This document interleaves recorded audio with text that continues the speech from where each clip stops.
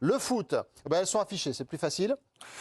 On a 6 équipes donc en finale en sport co. Il manque le rugby à 7. Le rugby à 7, ça fait 7. Le basket 3-3 va arriver parce qu'il faut 2 pages pour pouvoir tout voir. 7 finales de sport. Ça fait 7 finales de Mais surtout, il y avait eu cet incroyable moment à Tokyo il y a 3 ans, avec justement cette série incroyable où on s'était dit c'est un coup pour l'histoire. Mais là non, ça se confirme 3 ans après. Ça signifie quand même quelque chose de très fort. Quand on a les filles du basket qui sont pour la 4e fois en demi-finale, qui vont jouer demain soir la 4e fois, les headballers pour la 2e fois en finale, pour la 3e fois en finale, de suite, bref, les basketteurs 2e finale consécutive, c'est... Moi, je crois que le rugby à 7 a vraiment lancé le truc. Les Jeux ont commencé avec ce challenge-là où c'était... OK, ils sortaient d'une phase très positive, mais c'était quand même vraiment pas écrit qu'ils soient champions olympiques. Et comme ils ont réussi à le faire, j'ai l'impression que ça a vraiment lancé la dynamique. Alors, j'en parlais déjà hier des dynamiques, des trucs, je me redis, mais pour c'est important, la dynamique. Je crois que ça a vraiment donné envie à tout le monde d'y croire, en fait. Après, les autres sports co, handball, volley, hand, on y croyait avant quand même. Oui, parce que même le basket, où je n'y crois pas des masses, on y croyait. Non, mais le fait d'y arriver, parce que c'est le côté, c'est une chose, mais y arriver de nouveau en finale olympique dans ces sports-là, c'est attendu comme ils étaient attendus. Les volleyeurs il y avait une pression colossale, les footballeurs parce que c'était à domicile, les basketteurs quand même, fallait l'inventer, la qualification pour la finale. C'est forcément les plus attendus qui arrivent en finale, parce que finalement le hand masculin n'y est pas, le basket 3-3 féminin qui était censé aller super loin n'y est pas non plus. Tout à fait. Et en fait, les dynamiques suivant les équipes, elles ont été hyper différentes. Il y a vraiment des compétitions qui ont mal commencé dans certaines poules. Et moi, ce soir, j'ai mis mon t-shirt Mozart. Parce que j'ai l'impression que dans notre sport co, comme dans le pays, c'est à l'image du pays en ce moment, il y a une harmonie qui est en train de dans le match de basket cet après-midi. C'est bien trouvé. Non, mais c'est vrai. Dans le match de basket cet après-midi, on arrive d'une situation où ça avait vraiment pas l'air d'aller entre eux. Et là, ils nous sortent un match d'équipe fantastique avec des vraies qualités collectives. Et franchement, c'est kiffant à regarder et ça nous fait du bien. Et je sais maintenant qui a inspiré Thierry Henry pour sa conférence de presse aujourd'hui. J'ai pensé à lui aussi. Oui, parce qu'il dit quand on décide d'être ensemble, on est inarrêtable. Et je pense que ça, c'est un truc qu'il faut tous qu'on garde. C'est la phrase à garder des JO. Et c'est la phrase à garder pour l'avenir même du pays, en fait. On avait vraiment besoin d'entendre ça. On l'entendra, Thierry Henry, tout à l'heure. Veille de finale olympique donc pour son équipe de France également. Timothée, un dernier mot là-dessus. Et on va y revenir au basket avant de voir la médaille d'argent de Belal Boulama. Sur la radia, parce qu'on peut quasiment parler de radia sur les sports collectifs, même si les finales ne sont pas encore disputées. C'est important effectivement de parler de Tokyo, parce qu'avant Tokyo, à part justement les handballeurs qui avaient pris l'habitude de nous ramener des médailles, c'était quand même assez inégal. Parfois, on avait un petit coup d'éclat par-ci par-là, mais on n'était pas la nation des sports co. Et à Tokyo, en toute fin d'Olympiade, tout d'un coup, on a pris une bouffée d'émotion avec toutes ces réussites en finale. Et réussir à reproduire ça, c'est d'autant plus étonnant et c'est enthousiasmant. Oui. Et pour une fois, qu'on peut dire du bien du foot, je pense que la façon dont l'équipe de France de foot vit depuis 30 ans maintenant, presque 25 ans au très haut niveau, et avec régularité dans les travaux de compétition, inspire aussi les autres sports co. Il y a beaucoup d'échanges entre les coachs, entre les fédérations, et je pense que pour une fois, le foot est un exemple vertueux. Et sans parler de l'équipe de judo, parce qu'en équipe mixte, c'est quand même à la base un sport individuel, et ça fait deux Olympiades qu'on explose tout en judo par équipe, et ça, c'est vraiment aussi un exemple à suivre, quoi. On voit des gens qui réussissent, qui savent comment on fait pour réussir et qui s'entraînent en France. Et en tennis de table, parce que ce matin, ils ont été formidables, les Lebrun à 10h, ils sont tombés sur... Et en escré, mais on peut en ajouter, c'est par équipe tout le temps. On parlait du foot, le foot masculin, je ne suis pas sûr qu'on les attendait aussi facilement en finale. Ils font une performance, après le rugby à 7, c'est pareil. Je ne suis pas sûr non plus que, même si on espérait, je ne suis pas sûr qu'on les attendait forcément. C'est pas écrit d'avance. Pour le foot, il y a quelques émissions en arrière, c'était s'ils n'arrivent pas en finale, c'est une compétition ratée. Non. Donc, surtout avec les soucis de création d'équipe et des refus au dernier moment de joueurs qui arrivaient, c'était compliqué. Donc, non. On y reviendra tout à l'heure au foot. Est-ce que, d'ailleurs, les Bleus de Thierry Henry vous ont réconcilié foot et JO? C'est la question qu'on vous posera tout à l'heure dans la deuxième partie de l'émission. Médaille d'or, la 14e donc, avant de revenir sur cette dinguerie, la qualification du basket avec Vincent Poirier, qui sera en direct avec nous pour débriefer ce match complètement fou, donc cette victoire de l'équipe de France face à l'Allemagne qui nous propulse en finale face aux États-Unis. Ce sera une finale de rêve. Paul, la 14e médaille d'or donc nous est venue du cyclisme sur piste. Oui, et enfin, et vous l'avez dit, mais Saoud, depuis 24 ans, on attendait ça, et Florian Rousseau.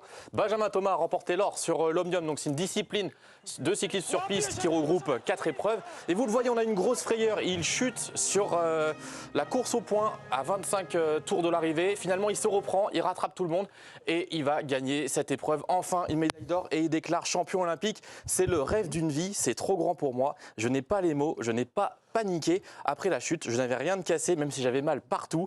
Mais ce n'est pas grave, tout le monde a mal, le public m'a poussé, c'est extraordinaire. Et il avait été 4e il y a 3 ans. Tout à fait. Comme on l'a souvent dit sur ce plateau pendant les Jeux, de l'échec, souvent naît la performance qui suit, même s'il avait été médaillé quand même à Tokyo. À l'américaine. Et qui peut encore être médaillé samedi à l'américaine aussi, il est engagé. Il avait décroché le bronze, effectivement, à Tokyo pour la course à l'américaine. Oui, Eric. Après, non, mais après, il faut expliquer un peu la chute. C'est-à-dire qu'il tombe, mais il a la possibilité sur 5 tours de revenir dans ce qu'il était, dans la dynamique qu'il était. Et du coup, il réussit à faire ça. Et donc, derrière, il ne perd pas de points. Et donc, il a cette médaille. Pour une fois, c'est un règlement intelligent. Ouais, franchement, c'est vrai. On a tous découvert ce soir. Enfin, j'ai découvert ce soir. Ah bah moi aussi. Mais j'étais très rassuré. Alors, je me suis dit, c'est quand même méta. Oui. Alors que le kitesurf, la pauvre. Non, pas. Kitefoil. Si, kitesurf, c'est ça. Kitefoil, pardon. La pauvre, elle est. Elle a dit que également. c'était à cause de Marseille. Elle est tombée. Oui. Elle est tombée. Le vent de Ah, Marseille n'a Pierre, pas aidé. bah oui, Le vent de évidemment, Marseille Pierre. n'a pas aidé. Attention, Pierre. Hein. Ça se passait bien jusqu'à maintenant, attention. Hein. Je trouve qu'elle a raison. Elle nous dit qu'il faut être ensemble et 2 secondes après. Pourquoi je trouve qu'elle a raison, Pierre. Gratuite. La symphonie, selon Pierre. Il y a une petite fausse note dans la symphonie là. Là, c'est plus Mozart. Ça arrête au périph' en fait. Dès que c'est Paris-Marseille, c'est fini la symphonie. On va écouter Pierre Rolland, notre consultant en cyclisme. Il avait la chance d'y être pour cette médaille d'or donc de Benjamin Thomas. Et sur le retentissement de cette médaille d'or, 24 ans après donc, ce que ça représente de décrocher cette médaille d'or dans cette discipline. On l'a joint il y a quelques instants. Il marque le retour des Français dans le haut des classements sur les vélodromes. On sait que c'est difficile depuis quelques années, mais sur les épreuves d'endurance, c'est là qu'on est les meilleurs tout simplement. L'Omnium, il va avoir l'américaine, hein, la course en relais aussi, où on attend les Français. Voilà, sur ces courses d'endurance, c'est vrai qu'on est meilleur que sur les courses de vitesse. Où le matériel joue énormément, où il y a de l'évolution. Hein. Tous les ans, il faut se remettre en question. La Fédé, c'est des investissements de dingue. Les équipementiers, c'est des investissements démesurés pour des courses qui durent 9, 8 secondes, 10 secondes. Voilà, c'est pas évident. Avec l'endurance, on arrive à gommer. Et en tout cas, ce qui est mis en place au niveau de ces épreuves-là, c'est parfait. Et on a hâte maintenant d'être à l'américaine. Voilà l'éclaircissement de Pierre Rolland, notre consultant cyclisme pour la suite de ces Jeux Olympiques. Une médaille d'or donc pour Benjamin Thomas. Rapidement Stéphane, on va aller au Club France. Par rapport au vélo, Messaoud, parce que médaille sur route, médaille sur piste, médaille en VTT, médaille en BMX, je veux dire, la Fédération française de cyclisme, ils peuvent se dire on a réussi notre rendez-vous avec les Jeux, alors que ça avait été l'une des grandes déceptions à Tokyo. Donc bravo. Triathlon et un peu de vélo, on leur met aussi Aussi. Le mec, Pourquoi pas réussi. Il avait déraillé, il a réussi à régler le problème en 2 secondes. Moi, j'ai été impressionnée. C'est impressionnant. Il n'y a pas longtemps. Est-ce qu'à un moment, vous êtes dit, vous l'avez vu tomber et vous êtes dit, c'est fini, il n'est pas champion olympique? Tous, hein, oui. parce que vous ne connaissiez pas le règlement. Non. Et au Club France, est-ce qu'ils connaissaient mieux le règlement que vous? Tiens, les supporters. On découvre ça avec ces réactions recueillies par nos envoyés spéciaux. On a découvert un sport personnellement parce que je connaissais pas du tout ce sport. Il comprend rien à la course au point, mais on a vibré, hein. Le règlement lui a permis de tomber et de rester en tête. Un sprint tous les 10 tours.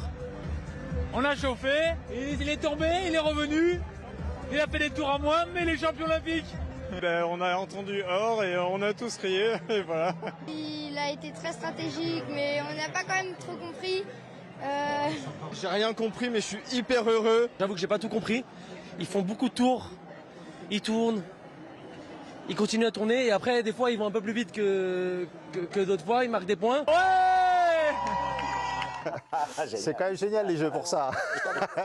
Je comprends rien, mais je suis content. C'est culte. Ils ne sont pas moins mauvais que nous, hein, les règles de l'Omnium, là, franchement. Vous voulez contente avec Paul en 10 secondes le règlement?